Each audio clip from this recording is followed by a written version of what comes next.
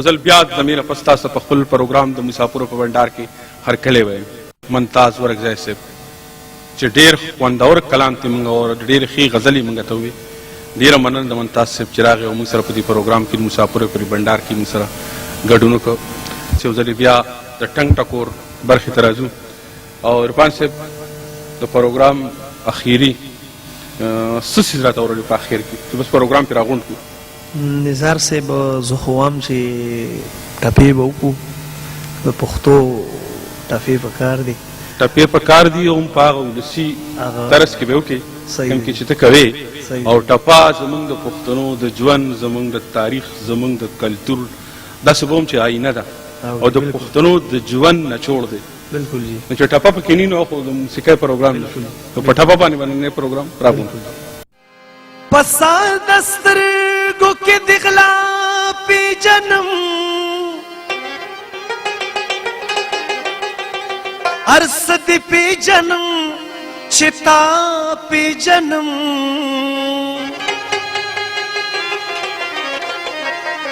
ارس دی پی جنم چتا پی جنم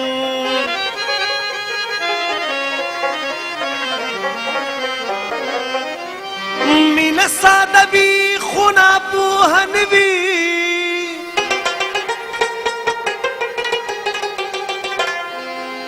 دا هم لتانا ز سیوا پی جنم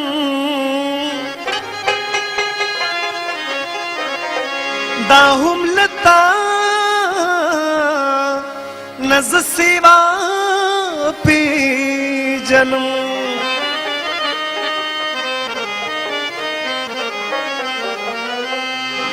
کل ساکی کل پیالی تگوریو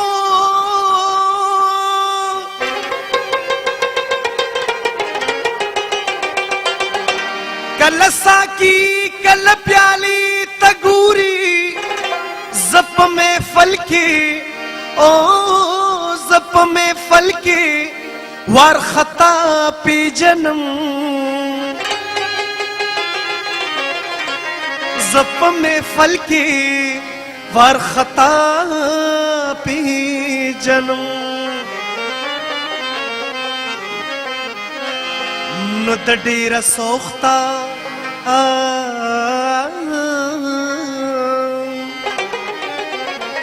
نو د ډیره سوختا پخندا شوی حمزه دا دویم رنگی زد جڑا پی جنم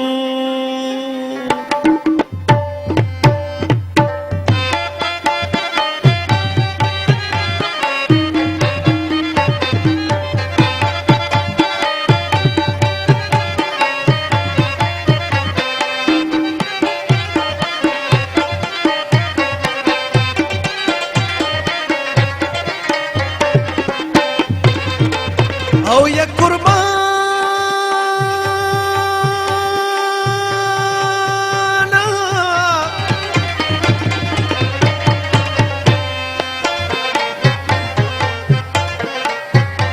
د یار یو شوا زما بلا او نصیب داسې سوال می کلا او کړو نا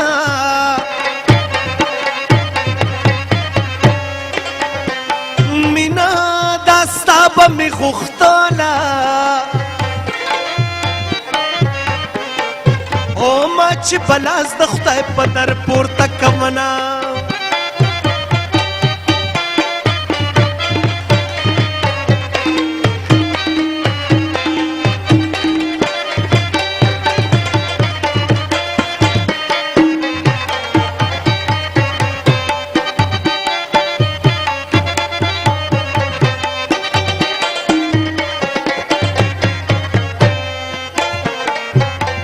لکه چې ژوند په مرګي رکشي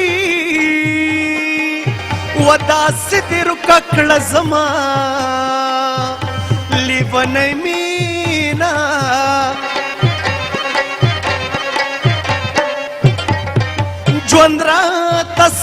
پسترګو ژوند دی وا چې ته تلاړې ژوند د تورې خاورې شنه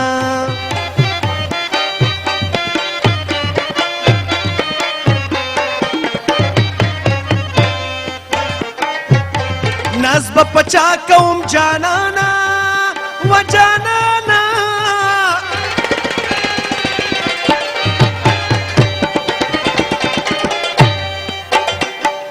ہوتا د نازونو په خارورو لګوانا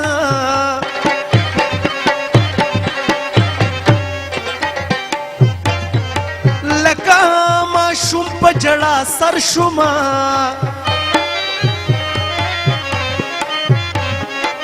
او چې ماشومانې کیسې ستا را یادومه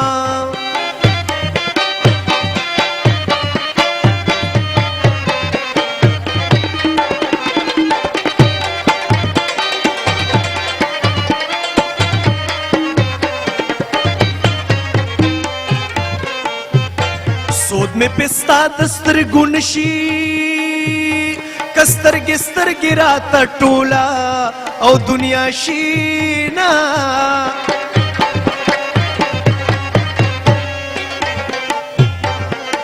زما د زړه صبرېدل ګران دي که جانان داسې خوی لري صبر بشینا ماله د غر نه چاپې راوړئ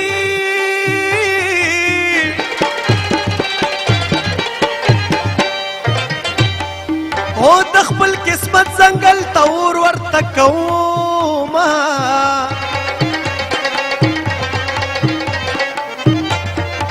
دا به د چا په ځان پیرزو شي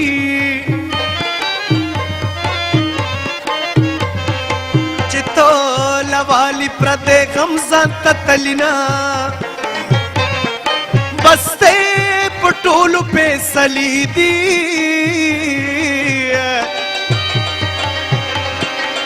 او مېز کې به پرېږدو چې د چا غېږې لذینه